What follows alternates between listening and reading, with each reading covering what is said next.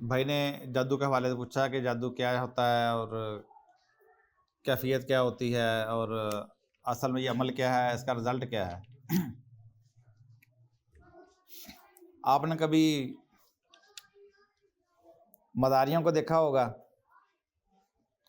یا کبھی یوٹیوب پہ کبھی میجک شو دیکھا ہوگا، آپ کو وہ چیز دکھا دیتے ہیں جو حقیقت میں ہوتی نہیں۔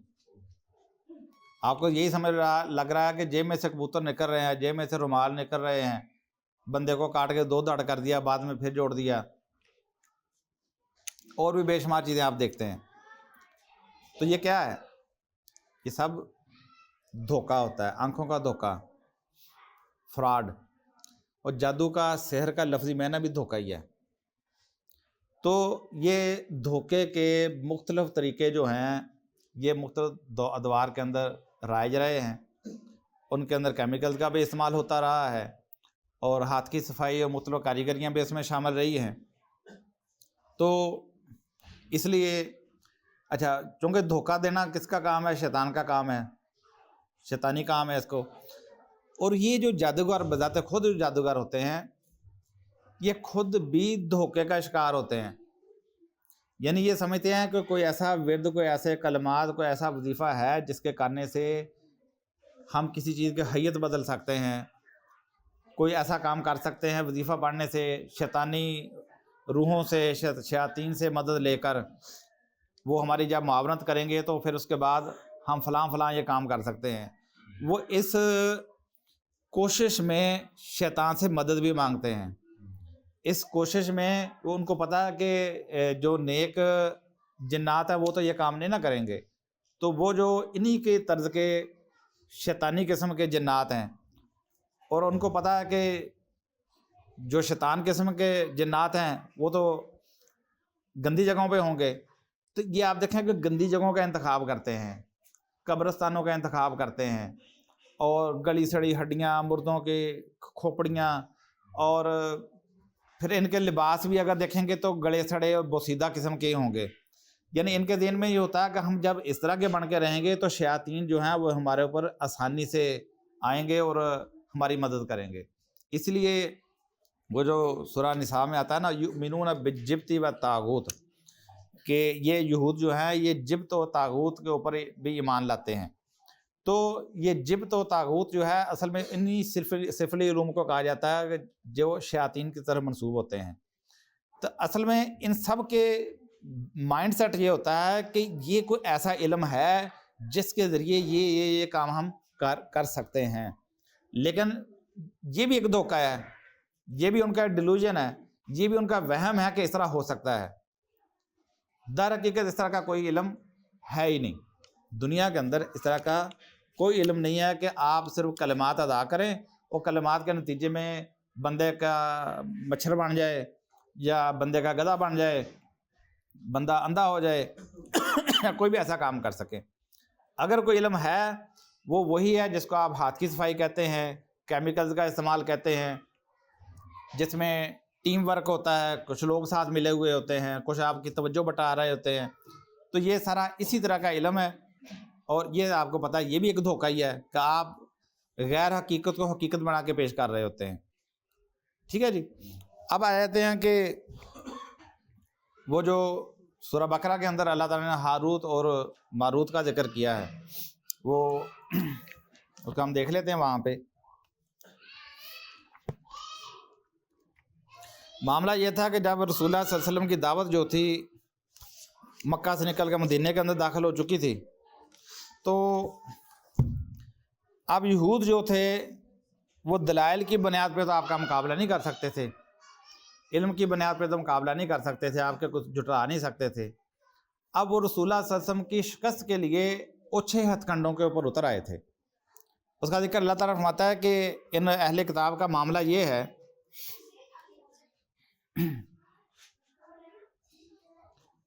وَلَمَّا جَاءَهُمْ رَسُولٌ مِّنْ عِندِ اللَّهِ مُصَدِّقًا لِّمَا مَعَهُمْ، جب ان کے پاس کوئی رسول آیا اللہ تعالیٰ کی طرف سے، ان کے پاس جو موجود کتابوں کی تصدیق کرتے ہوئے، نَبَذَ فَرِيقٌ مِّنَ الَّذِينَ أُوتُوا الْكِتَابَ، تو ایک گروہ نے، اہل کتاب کے گروہ نے ان کے پاس جو موجود تھا اس کو دور پھینک دیا، کتاب اللہ، اللہ کی کتاب کو، वरा ज़ुहूरिहिम, अपनी पीठों के पीछे, पीठ पीछे डाल दिया, कअन्नहुम ला यालमून, जिस तरह जानते नहीं, यानी कि अल्लाह की किताबों की तालीमात से बाहर निकल गए।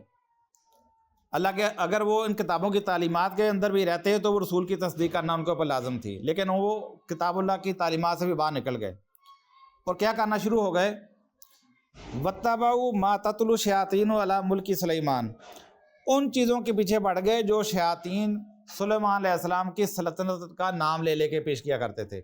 यानी उस दौर के अंदर जो शयातीन थे वो क्या करते थे, यानी वो शैतान सिर्फ जो लोग थे, जादूगर वगैरह, साहिरीन वगैरह, वो कहते थे हमारे पास सुलेमानी जादू है।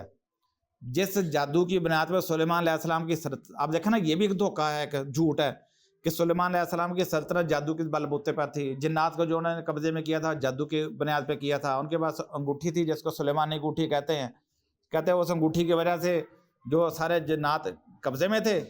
अब इसके पीछे भी बड़ी झूठी कहानियाँ सुनाई जाती हैं कि वो एक दफ़ा नहाने गए तो अंगूठी जो है वो दरिया में गिर गई, तो अब क्या हुआ कि वो उसको मछली खा गई, बाहर निकले तो सुलेमान अलैहिस्सलाम की सारी सल्तनत ही ख़त्म हो गई।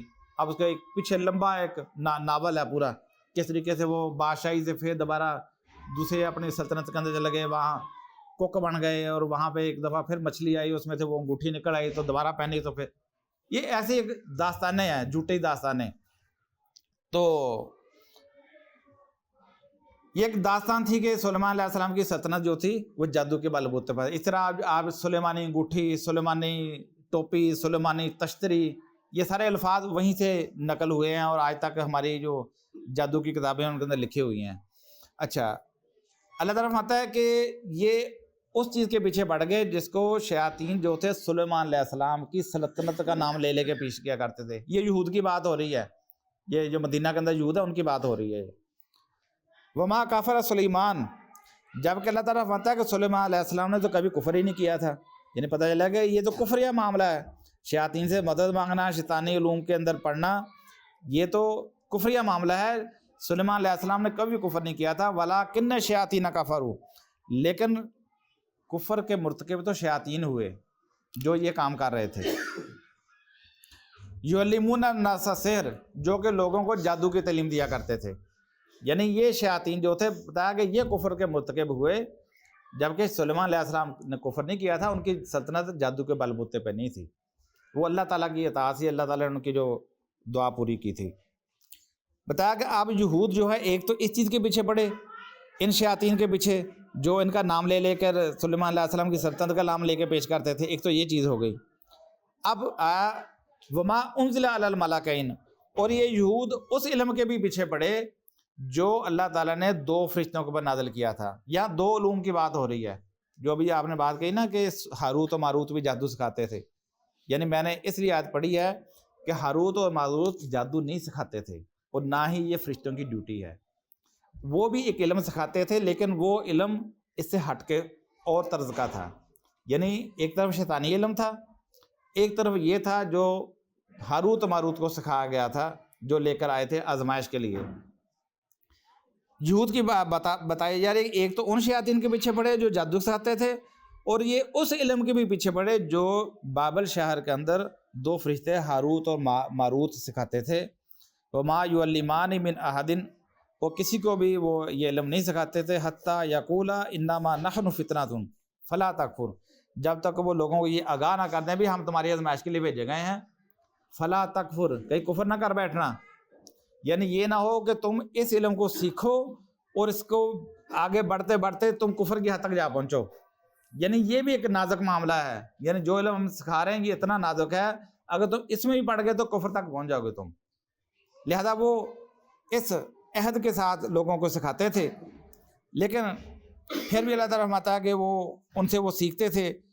कौन सा इल्म सीखते थे? जिसके ज़रिए मियाँ बीवी के दरमियान जुदाई पैदा कर दें, हालांकि वो अल्लाह के इज़्न के बगैर किसी को कुछ नहीं, कोई नुकसान नहीं पहुंचा सकते थे। और उनको बता दिया गया था जो ये इल्म सीखेगा उसका आखिरत के अंदर कोई हिस्सा नहीं।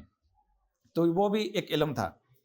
तो हारूत मारूत जो थे वो जादू नहीं सिखाते थे, जादू शयातीन सिखाया करते थे जो सुलेमान अलैहिस्सलाम की सल्तनत का नाम लेते थे। तो अब बात आ रही थी कि जादू बजाते खुद क्या चीज़ है। दुनिया के अंदर आपको वो जो हमारे ज़हनों के अंदर کنسیپٹ ہے نا کہ جادوگر یہ کر سکتا ہے، ایسا جادوگر آج بھی دنیا کے اندر کوئی نہیں پایا جاتا، نہ پہلے پایا جاتا تھا. جو پائے جاتے ہیں وہ یہی شعبدہ باز، کیمیکل استعمال کرنے والے، ہاتھوں کی صفائی دکھانے والے، ٹیم ورک کرنے والے، یہ سارا کچھ یہی کچھ تھا. اور وہ جو موسیٰ علیہ السلام کے دور کے جو لوگ تھے وہ بھی اسی طرح کے بنا کے لے کے آئے تھے. وہ بھی کوئی ایسا چھو منتر نہیں تھا کہ پڑھائی کی اور پڑھ کے پھونک ماری اور وہ واقعہ ایسا ہو گیا، ایسا نہیں تھا. وہ بھی اسی طرح کے ایک کرتب لے کے آئے تھے. اور اس کے مقابلے پہ جو موسیٰ علیہ السلام نے عصا پھینکا تھا وہ حقیقی اژدہا بنا. اور جہاں جہاں سے گزرا وہ ان کی گیم سیٹ تھی اس کو وہ ختم کرتا چلا گیا. لوگوں کو اصل حقیقت نظر آنا شروع ہو گئی. بھائی یہ تھی. یعنی اب جادو کے معاملے میں دو چیزیں ہیں کہ ایک تو عام لوگ اس غلط فہمی کا شکار ہوتے ہیں کہ جادو سے یہ ہو سکتا ہے. دوسرا وہ جو جادو کے میدان میں پڑے ہوئے لوگ ہوتے ہیں نا، وہ جو قبرستانوں میں چلے کرتے ہیں، مراقبے کرتے ہیں، سارا کچھ کرتے ہیں، وہ بھی اسی غلط فہمی کا شکار ہیں کہ کاش وہ ہمارے ہاتھ میں وہ چیز آ ہی جائے. جھوٹے دعوے کرنا، لوگوں کو ذہنی طور پہ متاثر، وہ ایک الگ بات ہے. لیکن حقیقت میں وہ بھی کہتے کہ ہے صحیح، لیکن ابھی تک وہ گدڑ سنگھی میرے ہاتھ نہیں لگی. یعنی اس جستجو میں پڑے ہوتے ہیں، ہوتا کچھ بھی نہیں. وہ بھی ساری عمر اسی تلاش میں وہ سارا کچھ کر گزرتے ہیں، آتا ان کے بھی ہاتھ کچھ نہیں ہے. وہ اخیر آپ دیکھیں پیسے ہی مانگتے ہیں، لوگوں سے ہی مانگتے ہیں. اگر ان کے پاس واقعی جنات قابو آ جائیں یا وہ جادو سے ہی سارا کچھ کرنے کی صلاحیت آ جائے تو سب سے امیر لوگ ہی وہ ہونے چاہیے دنیا کے اندر. کوئی ایک بندہ تو ہونا چاہیے نا کہ یار یہ وہ بندہ ہے جس نے جادو کے بال بوتے پہ یہ بلڈنگ کھڑی کر لی، جادو کے بال بوتے پہ یہ بینک بنا لیا، یہ اتنا بڑا پلازا بنا لیا، یا اتنا پیسہ اس نے پرنٹ کر لیا، یا اتنا سونا بنا لیا. جادو کوئی بھی نہیں آپ کو، یا اس کو جنات نے لا کے دے دیا. نہیں، آپ کو دنیا کے اندر کوئی بھی ایسا نہیں ملے گا کیونکہ ایسا ہے ہی نہیں ہے. تو یہ سارا ایک جھوٹ فراڈ ہے. یعنی اس فیلڈ میں پڑھنے والے بھی فراڈ کا شکار ہو جاتے ہیں کیونکہ یہ چیز کی بنیاد ہی فراڈ اور جھوٹ کے اوپر ہے. اور جادو کا لفظی معنی بھی دھوکہ ہی ہے. ٹھیک ہے جی. تو یہ جو یہود جو تھے یہ بھی اس لیے سارا کچھ سیکھ رہے تھے کہ ہم رسول اللہ صلی اللہ علیہ وسلم کے اوپر کریں، اور اس کی کرنے کی انہوں نے کوشش بھی کی. ٹھیک ہے جی. لیکن اللہ تعالیٰ نے بچا لیا تھا.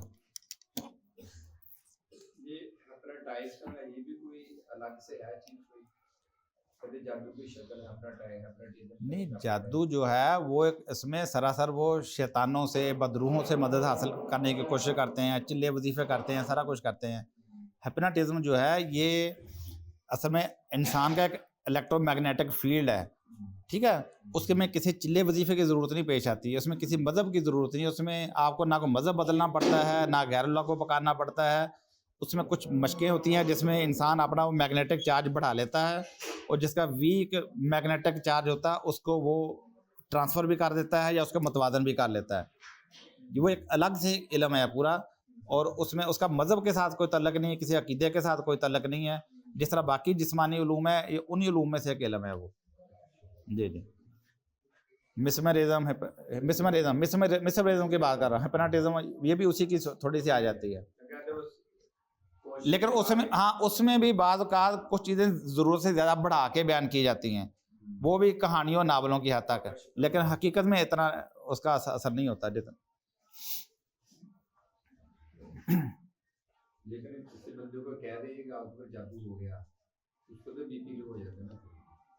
ہاں، اس کے پیچھے پہلے سے ایک نظریہ ہوتا ہے نا، ایک نظریہ دیا گیا ہے اور اس کے تحت وہ نفسیاتی طور پہ متاثر ہوتا ہے. ٹھیک ہے نا. اب جس کا نظریہ نہیں ہے اس کو کوئی لاکھ دفعہ کہ تمہارے اوپر جادو ہوا ہے، تمہارے اوپر سایہ ہو گیا ہے، تمہارے اوپر کسی نے تعویذ کر دیا ہے، وہ مانتا ہی نہیں، اس کے اوپر اثر ہی نہیں ہوتا. ٹھیک ہے نا جی. آپ بل گیٹ کو کہیں تمہارے اوپر جادو کر دیا کسی نے، تمہارے اوپر کسی نے سایہ کر دیا، وہ مان لے گا؟ اس طرح کا اور سوال ہے کہ اگر یہ جادو کا مطلب ہوتا ہے تو کوئی کرشمہ کرتا ہے، نظر کیسے لگ جاتی ہے؟ اس کا بھی تصور ہے کہ نظر سے بچنے میں، جادو سے بچنے میں دوری قائم ہوتی ہے. نظر بھی ایک فزیکل چیز ہے. یعنی جس طریقے سے ہمارے اندر کچھ شعائیں نکلتی ہیں، چھونے سے بھی ٹرانسفر ہوتی ہیں. بعض اوقات کسی کے خاص طریقے سے گھورنے سے بھی بندہ دیکھے نا، آپ کے طور پر خاص طریقے سے دیکھے تو آپ فوری طور پہ متاثر ہو جاتے ہیں. یعنی اس میں بھی ڈپینڈ کرتا ہے کہ سامنے والا کتنا سینسٹیو ہے اور جس کی نظر لگ رہی ہے وہ کتنا اسٹرانگ ہے. ہر ایک کو نظر نہیں لگ سکتی، اور نہ ہی آپ کسی کو الزام لگا سکتے ہیں کہ اس کی نظر مجھے لگی ہے. کب لگ جاتی ہے، کس وقت کو کیسے متاثر ہو سکتا ہے. بعض کا نام جیسے کرنے والا اس کو بھی نہیں بعض ٹائم پتہ ہوتا کہ مجھ سے کو متاثر ہو گیا. یا جو متاثر ہوا بعد ٹائم اس کو بھی نہیں بتاتا میں کس سے متاثر ہوا ہوں. یعنی یہ وہی ہے جو آپ کے الیکٹرو میگنیٹک فیلڈ کے اندر بعض ٹائم ڈسٹربنس آ جاتی ہے کسی کی وجہ سے. بعض محفلوں کے اندر آپ جاتے ہیں تو آپ ہمیشہ چارج ہو کے نکلتے ہیں, خوش ہو کے نکلتے ہیں.